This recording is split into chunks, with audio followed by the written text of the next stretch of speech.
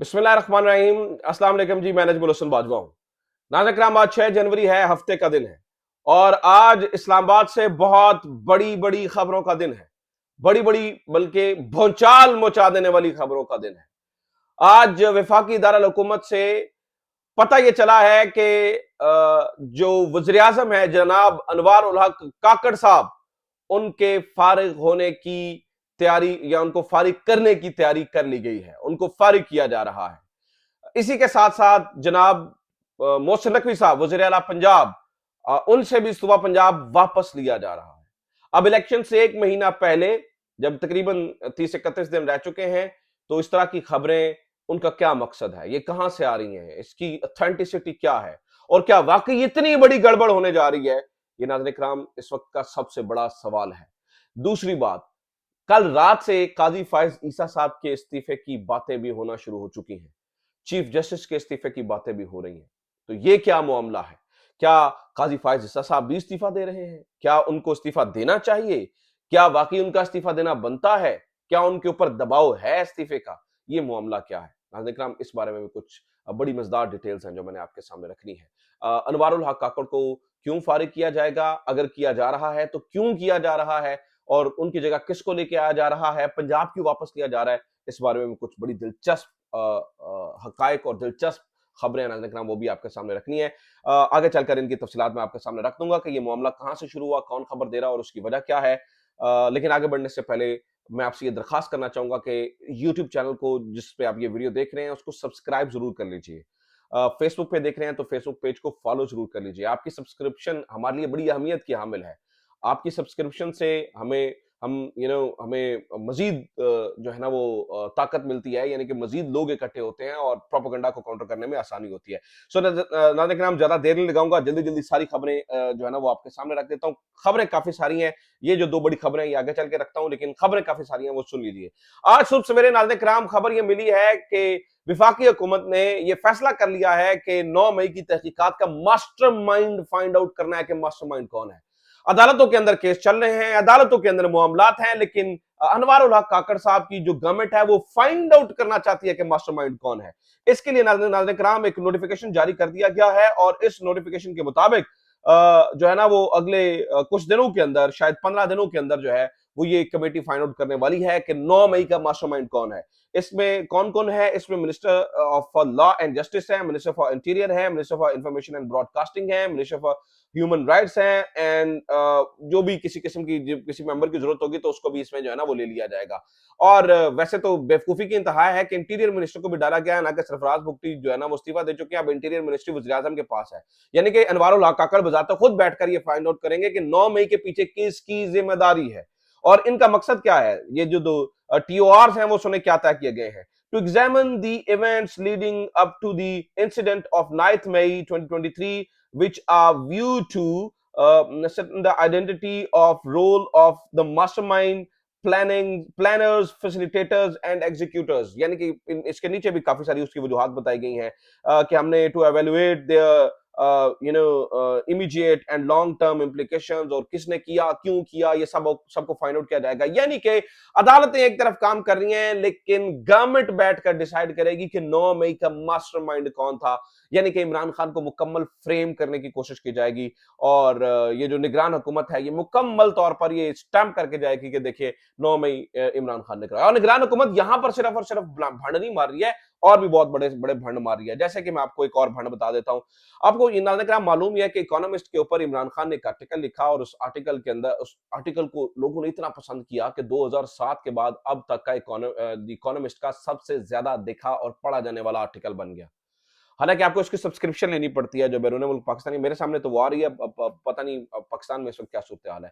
आपको सब्सक्रिप्शन लेनी पड़ती है उसकी, उसका मुकम्मल आर्टिकल जो है ना वो पढ़ने के लिए। लेकिन 2007 के बाद ये सबसे ज्यादा पढ़ा जाने वाला आर्टिकल बन गया, क्योंकि इमरान खान पाकिस्तान का ब्रांड है, इमरान खान पाकिस्तान का फेस है, इमरान खान एक वो वाहिद आपकी प्रोडक्ट है जो पाकिस्तान बाहर सेल आउट कर सकता है। यानी कि दुनिया में उसके चाहने वाले हैं, उसकी जो है ना वो रूट्स बड़ी गहरी हैं। लेकिन खैर हमने उसको विलन बना के पेश करना था, तो खैर इकोनॉमिस्ट ने उसको छाप दिया।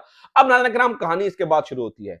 जो हमारे वज़ीर इत्तलात साहब हैं, मुर्तज़ा सोलंकी साहब, वो ये दावा करते हैं कि हम इकोनॉमिस्ट से पूछेंगे कि आपकी सहाफत के स्टैंडर्ड क्या है। हम पूछेंगे कि आपने इमरान खान का आर्टिकल क्यों शाया किया। अब इसके बाद क्या होता है, नाज़रीन इकराम, इकोनॉमिस्ट, पहली बात तो ये है कि पहला थप्पड़ तो इकोनॉमिस्ट मारता है इनको। वो इस इनके ट्वीट के बाद बार-बार अब पोस्ट कर रहा है। कभी कोई फ़िक्रा निकाल के, कभी कोई फ़िक्रा निकाल के, कभी कोई फ़िक्रा निकाल के, अब इकोनॉमिस्ट बार-बार अपने ट्विटर के ऊपर जो है ना उसे पोस्ट कर रहा है। और फिर दूसरा थप्पड़ इन्हें ट्विटर मारता है, ठीक है? ट्विटर के ऊपर ये आके लिखते हैं ना कि वो एक सज़ा याफ़्ता हैं, फलाँ हैं, फलाँ हैं, फलाँ हैं। तो इसके ऊपर जो ट्विटर के नीचे जो कम्युनिटी नोट्स होते हैं, वो कम्युनिटी नोट्स आ गए। उन्होंने कह रहे हैं उसके नीचे अब ट्विटर क्या लिख रहा है? This tweet is false, Imran Khan's conviction was suspended by the Islamabad High Court of on January 4, 2024. The Economist article is legitimate and credible. No evidence of ghostwriting or double standard. Verify facts and sources before sharing. ठीक है, ये community note नीचे आ जाता है, इसको लिखने का एक तरीकाकार होता है, लेकिन ट्विटर से दूसरा थप्पड़ मुर्तजा सोलंकी साहब को पड़ता है। और तीसरा थप्पड़ नाज़रीन कराम मारती है इनको अपनी अवाम। ये कह रहे हैं जी कन्विक्टेड जो है वो बैठा हुआ है, वो लिख रहा है, इसकी जांच नहीं होनी चाहिए, ये नहीं होना चाहिए, वो नहीं होना चाहिए। नाज़रीन कराम, 2019 का मुर्तजा सोलंकी साहब का एक ट्वीट जो है ना वो उठा के इनके मुंह के ऊपर जो है ना वो पाकिस्तान की पब्लिक मारती है कि देखिए आप क्या क्या लिख रहे थे। तो उसमें पता चलता है जी मुर्तजा सोलंकी साहब जो है ना वो पहले क्या लिखते होते थे, a convicted person does not lose all fundamental rights. If a public interest is served by the interviewing a convict, there is nothing wrong in doing so. In a country like ours, where a prime minister is wrongly killed through a judicial murder, even a conviction becomes meaningless. तो इसमें मुर्तजा सोलंकी साहब ये फरमा रहे हैं, लेकिन चूंकि तब ये एक लिबरल एक नई सोच के लोग हुआ करते थे नाज़रीन करम, जितना ज्यादा ये हमारे लेफ्टिस्ट भाई और ये जो लिबरल भाई हैं ये एक्सपोज हुए हैं ना, इतना बुरे तरीके से कोई एक्सपोज नहीं हुआ है। हमें ये पता चल गया है कि ये सिर्फ और सिर्फ पावर हंगर, मुझे क्या कहना चाहिए, मैं डॉग्स कहना चाह रहा था लेकिन मुनासिब लफ्ज नहीं है, लेकिन इससे कम भी नहीं है कि ये पावर हंगर इनके अंदर इतनी ज्यादा है कि ये सिर्फ ताकत के पुजारी हैं। कोई प्रिंसिपल्स नहीं है, कोई कुछ नहीं है, ये सिर्फ और सिर्फ ताकत के पुजारी हैं। आज इस बात को आप समझ लीजिए कि आज ये बात जो है ना वो साबित हो चुकी है। तो निगरान गवर्नमेंट के जो ब्लंडर्स पे ब्लंडर्स और ब्लंडर्स पे ब्लंडर्स जो है ना वो जारी है। अब इसी निगरान गवर्नमेंट के फारिग होने की नाज़रीन इकराम बात की जा रही है। अब ये मैं आपके सामने एग्जैक्टली रख देता हूं कि ये फारिग होने की खबर क्या है, कहां से निकली और इसके ऊपर क्या बात हो रही है, और क्या वाकई जो है ना वो जो अनवारुल हक काकड़ साहब हैं वो फारिग हो रहे हैं। जनाब उसकी आप ये खबर सुन लीजिए, मैं आपके सामने जो है ना वो तफसीलात रख देता हूं।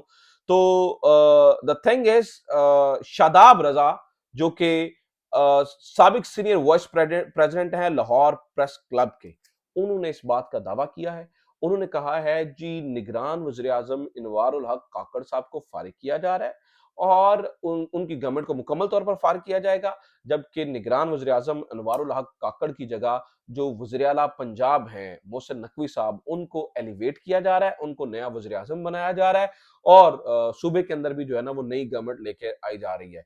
अब आप ये देखिए कि इससे ये समझ में आती है कि अगर ये वाकई सब कुछ होने जा रहा है, अगर निगरान गवर्नमेंट यानी कि निगरान वज़ीर आज़म फारिग हो रहे हैं, निगरान वज़ीर आला पंजाब तब्दील हो रहे हैं, तो इसका मतलब ये हुआ, इसका मतलब सादा और सीधा समझ लीजिए कि इसका मतलब ये हुआ कि फिर 8 फरवरी को इलेक्शंस नहीं हो रहे हैं। 8 फरवरी को इलेक्शंस होते हुए नज़र नहीं आ रहे हैं। फिर आप जो दिल कर लें, जितनी दिल कहानियाँ हम सुन लें बैठ के, 8 फरवरी को इलेक्शंस तो फिर होते हुए नज़र नहीं आ रहे हैं। नाज़रीन किराम, लेकिन सवाल ये है, अगर 8 फरवरी को इलेक्शन नहीं हो रहे हैं और वाक़ई ये गवर्नमेंट्स जो है ना वो जा रही हैं, तो सवाल ये है कि जो काज़ी फ़ाइज़ ईसा साहब ने जो कहा था कि जनाब पत्थर पे लकीर है और इलेक्शंस होंगे ही होंगे, किसी भी तरीके से होंगे। हम ये कह रहे हैं कि इलेक्शंस होंगे, तो उस स्टेटमेंट का क्या करना है? उस बारे में भी पता चलता है कि जनाब काज़ी फ़ाइज़ ईसा साहब शायद ऑन बोर्ड हैं इस पूरे मामले के अंदर। इलेक्शंस को डिले करने के अंदर या कुछ भी हो जाएगा, काज़ी फ़ाइज़ ईसा साहब जो है ना ऑन बोर्ड हैं और वो मुकम्मल फैसिलिटेट करेंगे इस पूरे प्रोसेस को। तो फिर इस वजह से नाज़रीन किराम कल रात से काज़ी फ़ाइज़ ईसा साहब के इस्तीफे की खबरें भी चल रही हैं। ये सबसे पहले पॉइंट जो है ना वो सिद्दीक जान ने उठाया कि क्या फिर काज़ी फ़ाइज़ ईसा मुस्ताफ़ी हो सकते हैं? क्या वो उनको इस्तीफा दे देना चाहिए? तो सवाल तो ये है कि क्या काज़ी फ़ाइज़ ईसा साहब जो ये कह चुके हैं कि जनाब इस कोर्ट को कोई चैलेंज नहीं करेगा, अगर आपने इसके बारे में डिले करने की बात करनी है तो अपनी बीवी से करें, तो क्या वो इस्तीफा दे रहे हैं? काज़ी फ़ाज़िल साहब जो है ना वो मुस्ताफ़ी हो जाएंगे? तो जवाब नाज़रीन किराम ये बनता है कि अगर वाकई काज़ी फ़ाइज़ ईसा साहब ऑन बोर्ड हैं, वाकई काज़ी फ़ाइज़ ईसा साहब की मर्जी से ये सब कुछ हो रहा है, तो वो फिर किस लिए इस्तीफा देंगे? फिर काज़ी फ़ाइज़ ईसा साहब का जो इस्तीफा है वो मुझे समझ में नहीं आता है कि काजी फायज ईसा साहब यहां पर इस्तीफा दे सकते हैं। काजी फायज ईसा साहब, हाँ, ये तो जरूर हो सकता है कि फैसिलिटेट कर सकते हैं प्रोसेस को, लेकिन नाज़रीन किराम फिर मैं ये कहूंगा कि वो उन उन फिक्रों का क्या, उन जुमलों का क्या, उन बातों का क्या जो लाइव बैठकर जो है ना वो कही गई। आज का साहब ने कहा है कि लाइव बैठने बैठने के, लाइव दिखाने के कुछ ड्रॉबैक्स भी होते हैं, लेकिन उन जुमलों का क्या किया जाएगा? तो फिर जवाब ये आता है कि काजी फायज साहब नाज़रीन किराम बड़े अच्छे से किसी भी इशू को किसी दूसरी तरफ ले जाने की एक जो सलाहियत है ना वो उनके अंदर है। आपने ये देख ही लिया कि पीटीआई की लेवल प्लेइंग फील्ड का मामला हो, पीटीआई के कोई मसले मसाइल हो, वो उल्टा सवाल कर देते हैं। ये टेस्ट करवाया था, ये नाम के साथ ये क्यों लिखा है? आप सियासी बात क्यों कर रहे हैं? अगर आप गर्मी गर्मी नहीं बर्दाश्त कर सकते तो आप किचन में क्यों हैं? इस तरह की बातें करेंगे।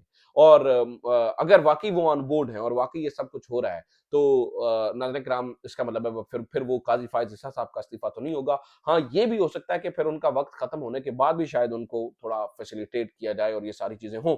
अच्छा जनाब, ये सब कुछ चल रहा है, ये सारी चीजें हो रही हैं। आप ये देखें ना, क्या आपको नजर नहीं आ रहा कि पाकिस्तान मुस्लिम लीग नून जो कि इस वक्त इस चीज का दावेदार है कि वो अगला वजीर आजम नवाज शरीफ साहब को बनाना चाहते हैं, उनको ये नजर भी आ रहा है कि ग्राउंड पे सिर्फ इमरान खान ही इमरान खान है। उनको तो चाहिए कि अवामी जो है ना वो राब्ता मुहिम शुरू करें, उनको तो चाहिए जलसा जुलूस शुरू करें, उनको तो चाहिए कॉर्नर मीटिंग शुरू करें। लेकिन क्या आपको नजर नहीं आ रहा है कि नवाज शरीफ साहब की जमात चुप करके दाड़ वाड़ के बैठी हुई है? नवाज शरीफ साहब की जमात जो है ना वो कुछ भी करती हुई नजर नहीं आ रही है। नवाज शरीफ की जमात होंठों के ऊपर उंगली रख के बैठी हुई है। ना कोई जलसा है, ना कोई मुहिम है, ना कोई कॉर्नर मीटिंग है, बल्कि टिकटों टिकटों टिकटों वाले मामलात हैं और उसी के ऊपर जो है ना वो बैठे हुए हैं। शायद उनको एक तो इस बात की निशानदही की गई है कि कोई टेंशन नहीं है, अभी आप इजी हो जाए, रिलैक्स करें, जब आपको टाइम आएगा आपको बताएंगे, इसलिए वो मुकम्मल तौर पे जो है ना वो खामोश बैठे हैं। वैसे आज नवाज शरीफ साहब ने ये भी कह दिया है कि उनको लेवल प्लेइंग फील्ड नहीं मिल रही। उनकी जमात की जानिब से कहा गया है कि नवाज शरीफ साहब को लेवल प्लेइंग फील्ड नहीं मिल रही है। ये वही हिसाब है कि 8 बच्चे पैदा करने के बाद आप कहें कि मुझे सच्चा प्यार नहीं मिला है। ठीक है? यानी कि आपके लिए सब कुछ कर दिया क्या? आपको जो है ना वो इतना फैसिलिटेट कर दिया क्या? कमिश्नर से लेकर आपको सीसीपीओ तक ने सैल्यूट मारे। आपके लिए निज़ाम जो है ना वो बांदी बना दिया क्या? आपके लिए कानून की जो देवी है उसकी आँखें बंद कर दी गई। मैं मेटाफोरिकली कह रहा हूँ। आपके लिए जो है ना वो तराजू को झुकाना क्या था, उलट दिया क्या? आपके सबसे बड़े कॉम्पिटिटर यानी कि पाकिस्तान के सबसे पॉपुलर लीडर को बंद कर दिया गया, उसकी जमात तोड़ दी गई, उसके बंदों से प्रेस कॉन्फ्रेंसें करवाई गई। आज भी उनको जो है ना वो इजाज़त नहीं है कुछ भी करने की। इसके अलावा आपको लेवल प्लेइंग फील्ड और क्या चाहिए? या तो यही है कि आपके घर में जाकर आपकी ताजपोशी कर दी जाए और आपको जो है ना वो डिक्लेयर कर दिया जाए कि आज से आप जनाब अमीरुल मोमिनीन हैं। वैसे इनको अमीरुल मोमिनीन बनने का शौक है। वैसे तो ये एक बड़ी एक प्रेस्टिजियस टर्म है, एक बड़ी पाकीज़ा टर्म है, लेकिन इनको बनने का शौक है। बन तो नहीं सकते हैं, अमीरुल मुनाफिकीन ये ज़रूर बन सकते हैं, लेकिन क्या फिर आपको ये डिक्लेयर कर दिया जाए, आपके लिए बादशाहत डिक्लेयर कर दी जाए? तो नाज़रीन किराम ये सब कुछ जो है ना, वो इस वक़्त ना सिर्फ़ हो रहा है बल्कि होता हुआ भी जो है वो नज़र आ रहा है। अच्छा नाज़रीन किराम एक और खबर सुन लीजिए, जाने से पहले ये भी बहुत इम्पोर्टेंट खबर है। वो ये खबर है कि इस वक़्त जो है ना वो शाह महमूद कुरैशी के कागज़ात को मुल्तान से मुस्तरद कर दिया गया है। थरपारकर से एक्सेप्ट हुए थे। ज़ैन कुरैशी और मेहरबानो कुरैशी के कागज़ात नामज़दगी मंज़ूर हुए हैं, जबकि कागज़ात नामज़दगी को मुस्तरद किया गया है ट्रिब्यूनल से भी। अब मामला जो है ना वो हाई कोर्ट में जाएगा शाह महमूद कुरैशी वाला, क्योंकि शाह महमूद कुरैशी साहब को जो है ना वो बिल्कुल साइड लाइन करने की कोशिश की जा रही है। किसी भी तरीके से जो है ना वो ये कोशिश की जा रही है कि शाह महमूद कुरैशी जो है ना वो बिल्कुल जो है ना वो यहाँ पर मुकम्मल तौर पर नज़र ना आए। तो नाज़रीन किराम ये सारी चीज़ें हो रही हैं, ये होती हुई नज़र भी आ रही हैं और मैं आपको ये भी बता दूँ, ये मैं आखिर पे आपको बता रहा हूँ, इन सारी चीज़ों को जब अब देखा जाए और हम उसका जायज़ा लेते हैं, तो फिर हामिद मीर साहब ने जो कल रात प्रोग्राम में कहा उसकी समझ में आती है। वो ये कह रहे हैं कि इंतखाबात से पहले कुछ ऐसा बड़ा वाक़या हो सकता है, कुछ ऐसा हो सकता है, जिससे तमाम तर इंतखाबात रुक जाएँगे। अब तो 8 फरवरी गड़बड़ नज़र आ रही है। देखते हैं आगे क्या होता है। अपना ख़्याल रखिए, खुदा हाफ़िज़, पाकिस्तान ज़िंदाबाद।